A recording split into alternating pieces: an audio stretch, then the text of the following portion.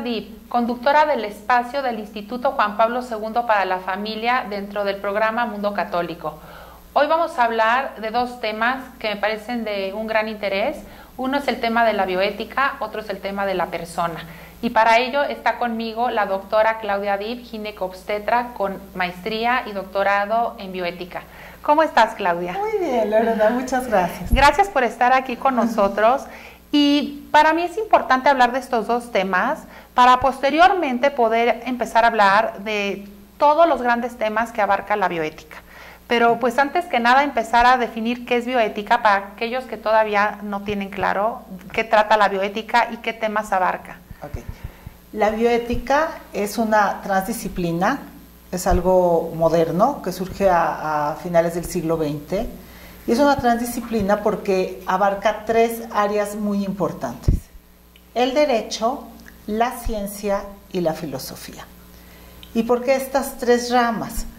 Porque la ciencia tuvo unos avances tan importantes, sobre todo en etapas de mucha vulnerabilidad en el ser humano. Por ejemplo, todo lo que eran los temas de técnicas de reproducción asistida, el aborto, la eugenesia, temas a lo largo de la vida como trasplantes o los temas del final de la vida. De alguna manera todos estamos envejeciendo mucho más de lo que envejecíamos antes y se llega a situaciones en las que uno se cuestiona si vale la pena seguir viviendo o no, y son etapas muy vulnerables, principio y final de la vida, como un tema científico. Luego surge el tema legal, porque hay muchas cosas que están legalizadas o despenalizadas, pero eso no significa que sean correctas o no. Simplemente quiere decir que mucha gente votó por eso sin cuestionarse si era lo correcto o no. Y el aspecto filosófico, que trata de ver cuál es el límite, hasta dónde puede llegar la ciencia. Si hoy te pones a ver, todo lo que te imagines en ciencia se puede hacer, todo. Pero debe de haber un límite, y ese límite es la bioética. Así es como surge la bioética, porque a final de cuentas, todo lo que es científico, o sea, por ejemplo, después de la Segunda Guerra Mundial, que se experimentó y se aprendió mucho, pues fue un conocimiento adquirido por las malas. O toda la experimentación que se llegó a hacer en Guatemala, o en Tuskegee, en varios lugares de Estados Unidos, se obtuvieron grandes conocimientos sin el consentimiento de los pacientes. Entonces, la ciencia no siempre ha sido garantía de un avance ético en el conocimiento, y entonces tiene que haber un surgimiento, una relación entre ciencia y ética. Por eso, a finales del siglo XX, Potter define la bioética como el estudio sistemático de la conducta humana en los campos de las ciencias de la vida y del cuidado de la salud a la luz de los valores y principios morales. Que esta definición tenía el pero del concepto de valores morales, porque los valores morales, la moral, a diferencia de la ética, la moral depende de un tiempo y de un espacio, ¿ok? No es lo mismo nuestro concepto moral sobre el ser mujer, por ejemplo, aquí, que a lo mejor en los países, hoy mismo, en los países en regiones remotas de Arabia, por ejemplo. Sí. O el concepto moral que existía antes de la esclavitud y que hoy a lo mejor decimos eso no es moralmente aceptado, cuando en otras culturas sí es moralmente aceptado, o en otras épocas. Entonces, así surge la bioética, y se enfocaba sobre todo a los temas de salud, porque a final de cuentas tratamos los médicos personas. Estamos en ese dilema de hasta dónde podemos llegar, cuáles son los límites que nos pone la medicina, el derecho o la ética, y a final de cuentas sí interviene el concepto antropológico de persona. La bioética tiene varias ramas: una rama personalista, en que reconoce el valor principal del de la persona, y otras corrientes en que son más utilitaristas, más pragmáticas, en las que ven el costo y beneficio. Entonces, tú ante dos pacientes con el mismo padecimiento, a lo mejor uno es un joven, el otro es un anciano, y con una escasez de recursos, pues dirías, ¿cuál es el que puede aportar más a la sociedad hoy? Y sería a lo mejor el joven, y descartarías al anciano. Entonces, esos son temas muy importantes porque a final de cuentas sí es importante tu concepto antropológico en la atención médica y científica. No, y aparte es importante porque independientemente de los debates que hay hoy en día en la sociedad, si legalizamos el aborto o no, si se legaliza la eutanasia o no, en la vida cotidiana podemos enfrentarnos a que nuestros familiares estén en una situación médica y que muchas veces creemos ciegamente en lo que el médico nos está diciendo. Claro. Y tenemos que tener ese conocimiento que ahorita nos vas a dar para saber si lo que nos está proponiendo el médico es éticamente viable, ¿sí? En todo ya sea que una mujer no se puede embarazar, si el método de fertilización es ético, ya sea que tengamos a un ser querido en fase terminal, si lo que nos está proponiendo el médico es éticamente válido, y así en un sinfín de temas. Claro. Y para eso es importante pues hablar de la persona, porque también claro, dependiendo de cómo definamos persona, en qué momento surge la persona, de ahí podemos justificar el no aprobar ciertas cuestiones como el aborto, la eutanasia, el encarnecimiento médico y demás cuestiones. Entonces claro, ahora hablamos de la persona. Vamos a hablar de la persona. La persona, por definición etimológica, viene del griego, de prosopon, que significa la máscara que usaban los actores en el teatro griego, era con lo que se presentaban, la voz que hablaba al público. ¿Okay? Esa era la definición de persona, la máscara, la cara que mostrabas a los demás.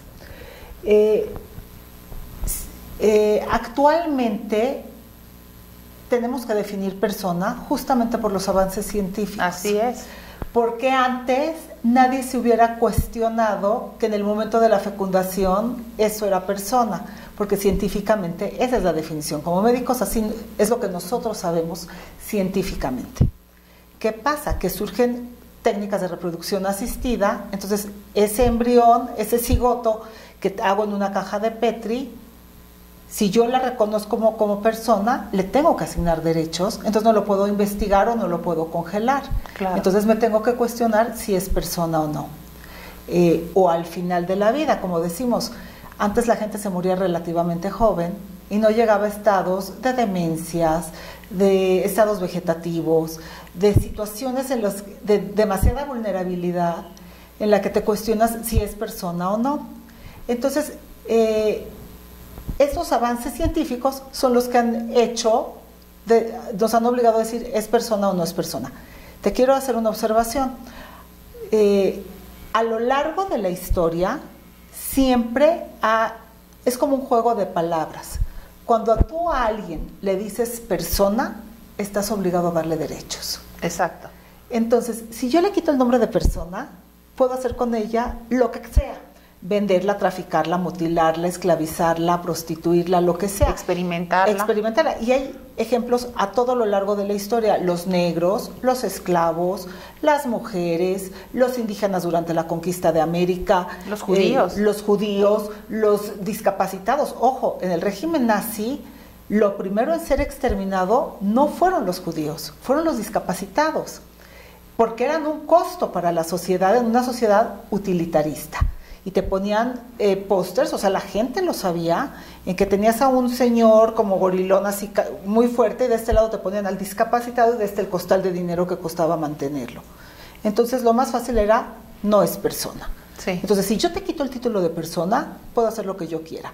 Por eso es tan importante definir quién es persona. Voy a definírtelo filosóficamente, médicamente y legalmente. Me parece bien. Y vamos a empezar filosóficamente. Filosóficamente hay dos corrientes hoy muy importantes.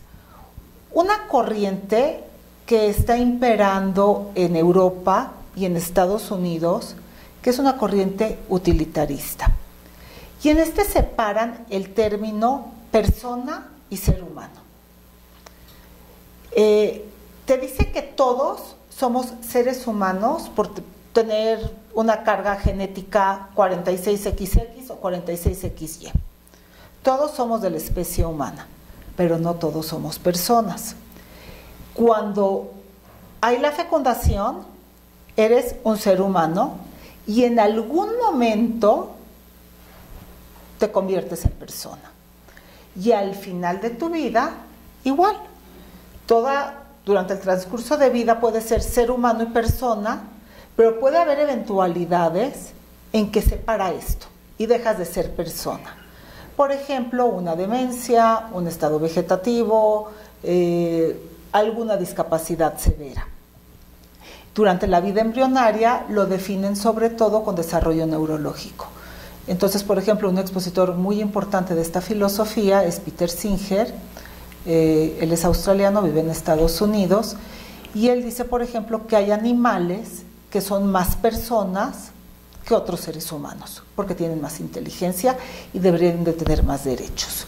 Entonces, esa es una cosificación, o sea, tu cuerpo es un objeto que puede funcionar o no y te puede dar características de persona o no. Y hay frases, aquí hay dos frases que me encantaría leérselas textual, y dice, por ejemplo, estos cuerpos, no siendo ya de ninguna persona o de una mente, al menos en términos laicos generales, deberían de considerarse como cadáveres biológicamente vivos. ¡Qué horror! Y en ese sentido, privados de valor y derechos. Y hablan, por ejemplo, de los ancianos que tienen una demencia. Ya los considera solo un cuerpo biológico y es un muerto biológicamente vivo, ya sin derechos. Y hay otra frase filosófica que dice, hay cuerpos que no son personas, que ya no lo son o que nunca lo serán. Entonces separas persona de ser humano. También hace poco estaba leyendo que hay países en Europa donde ya no existen niños con síndrome de Down, que ya no hay nacimientos porque los han abortado. Se llama eugenesia. Me parece terrible. Terrible. Y fíjate que... está basado en una filosofía utilitarista. Está basado... Las bases, como les comenté, de las 4 corrientes filosóficas de la bioética, el utilitarismo, que de hecho es la base filosófica en la que se basó Hitler, el Action for, está basado en la teoría de Galton, que era un sobrino de Carlos Darwin. Darwin hablaba de la supremacía de las especies, de la supervivencia del más fuerte, del más apto. Y su sobrino Galton lo traspola al desarrollo social. Y dice que los seres humanos somos igualitos que los animales, que hay seres humanos que están en un nivel superior que otros y que estos merecen vivir y estos merecen desaparecer.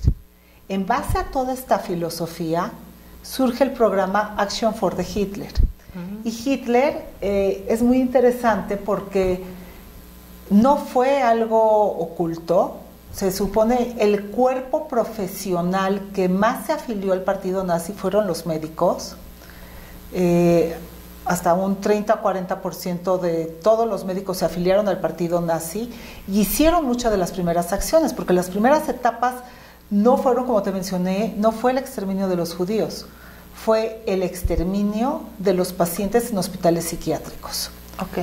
Galton acuña la palabra eugenesia, que era nacer bien, los niños que merecen vivir.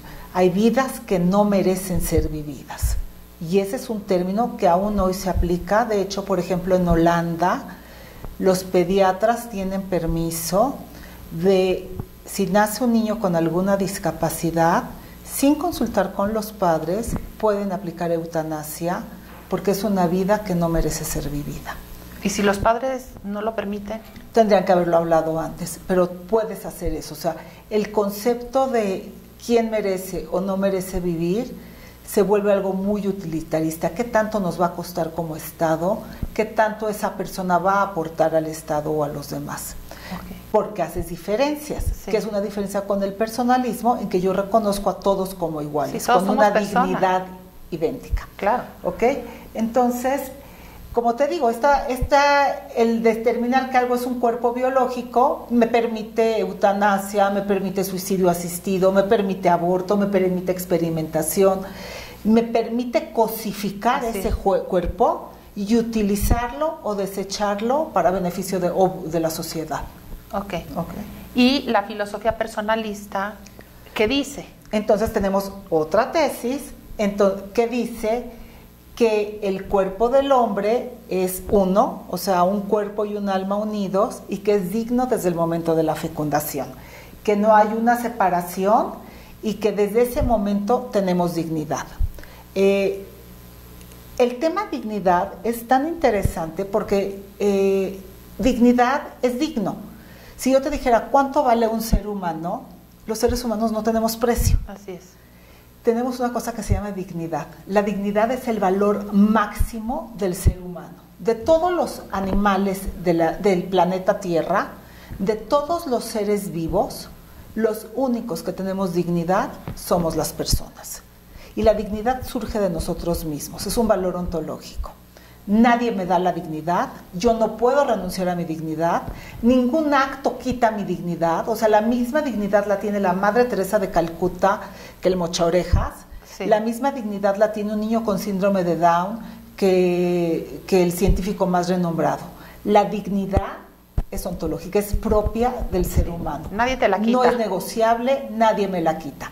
Tenía aquí un ejemplo de la Declaración Universal del Genoma Humano y de los Derechos Humanos. Esta es una declaración de la UNESCO que se promulgó en 1998 y fue todo un debate porque 80 países, el título original era Declaración Universal sobre el Genoma Humano y los Derechos Humanos.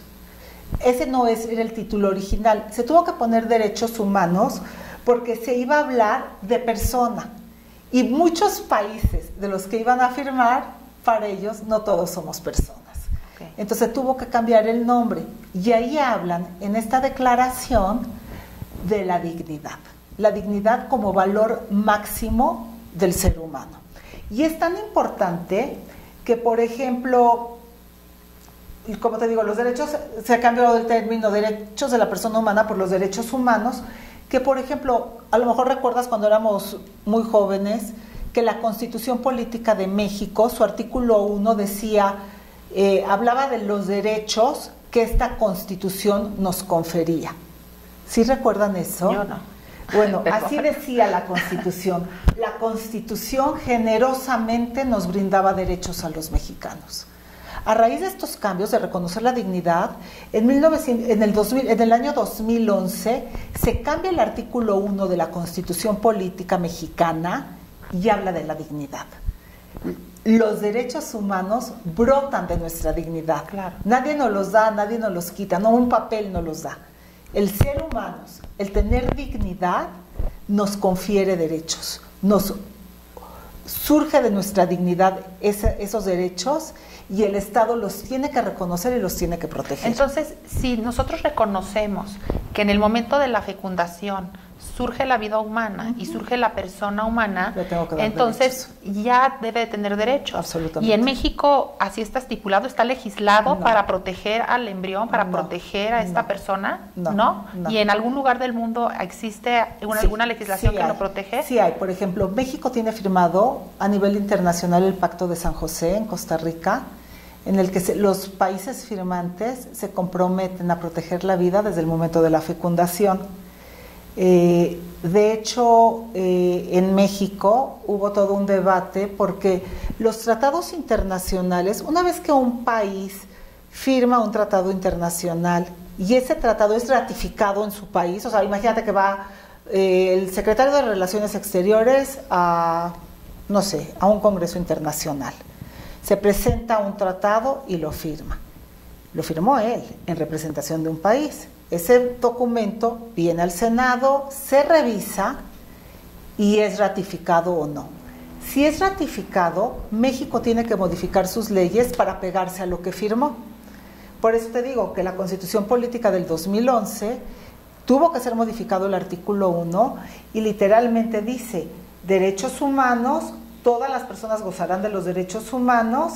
Y dice, queda prohibida toda discriminación motivada por origen étnico o nacional, género, edad, discapacidad, condición social, condiciones de salud, religión, opiniones, preferencias sexuales, estado civil o cualquier otra que atente contra la dignidad humana y que tenga por objeto anular o menoscabar los derechos y libertades de las personas. Fue un gran logro, o sea, reconocer que los derechos emanan de mí. a mí no me los confiere la Constitución. Entonces, como te digo, el Pacto de San José, los países firmantes, dentro de los cuales está México, se comprometen a proteger la vida desde el momento de la fecundación. Por eso, en México tenemos 16 estados que modificaron sus constituciones locales para proteger la vida desde el momento de la fecundación. O sea, sí hay algunos locales. En la Constitución Política de México no hay ningún artículo que diga respeto a la vida desde el momento de la fecundación, pero locales sí, hay 16. Y su justificación es muy interesante porque, por ejemplo, cuando se despenalizó, que no se legalizó el aborto en la Ciudad de México, en la Ciudad de México está despenalizado. Quiere decir, si tú abortas, no te castigo, pero no te promuevo el aborto. Yo pongo siempre un ejemplo de que hubo una legisladora que quería despenalizar el robo simple. Decía, no vale la pena llenar las cárceles por alguien que se robó un monedero. Quiere decir que si te robas el monedero, no te castigo. No quiere decir todos vayan y róbense monederos. Sí. Es diferente. En la Ciudad de México no está legalizado el aborto, está despenalizado. No te lo castigo, pero no te lo promuevo. Yo te quiero hacer una pregunta porque estamos llegando al final del programa. Yo tengo una duda. Científicamente hablando, ¿está comprobado, porque tú traes aquí evidencia científica, de que la vida humana comienza desde el momento de la concepción o de la fecundación? O sea, eso ya no es un dogma de fe, es una cuestión científica.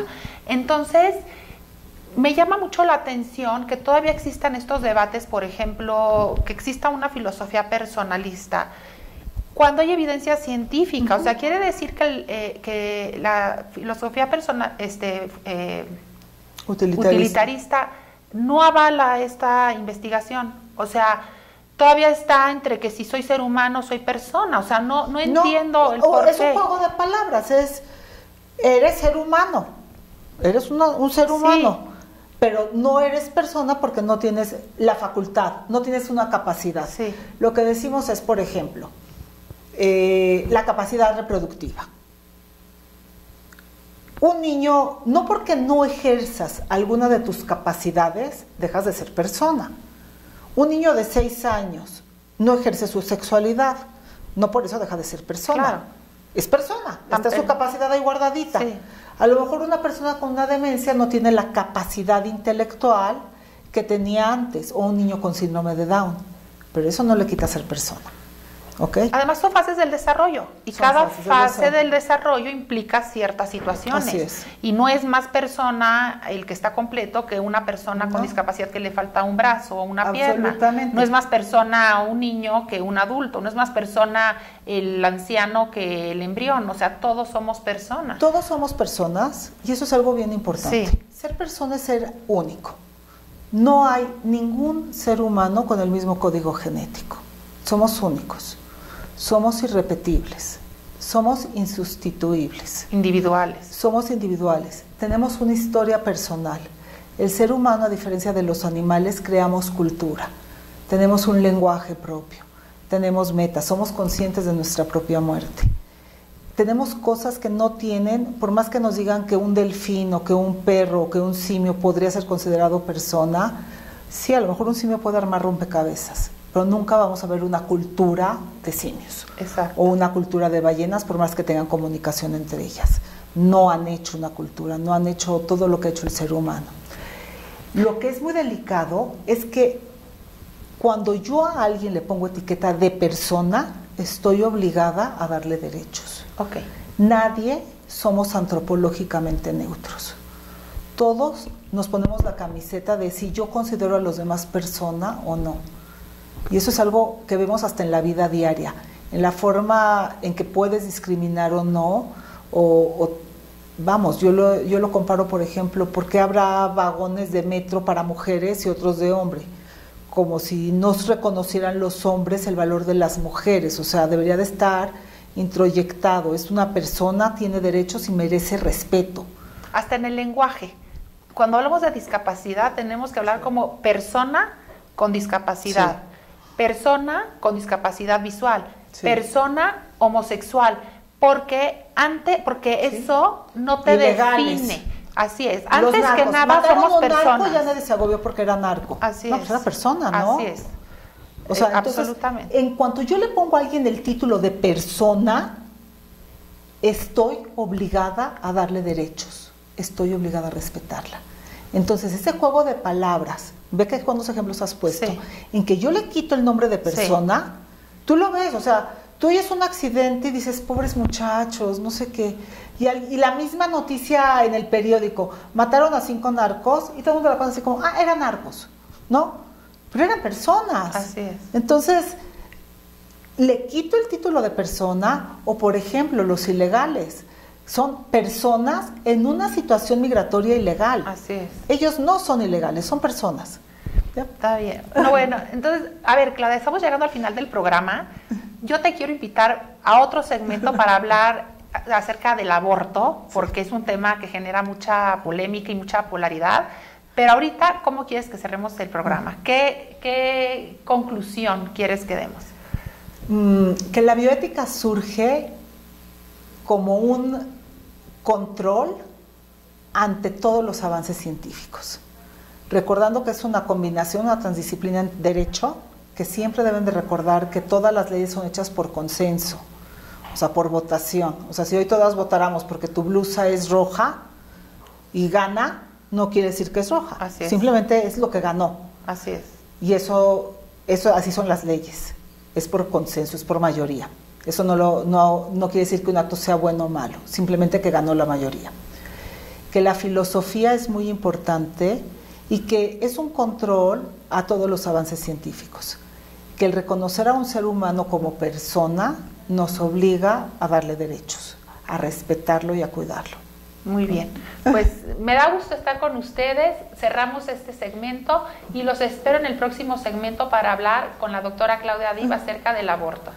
Todos, muchísimas gracias, bonito día. Gracias.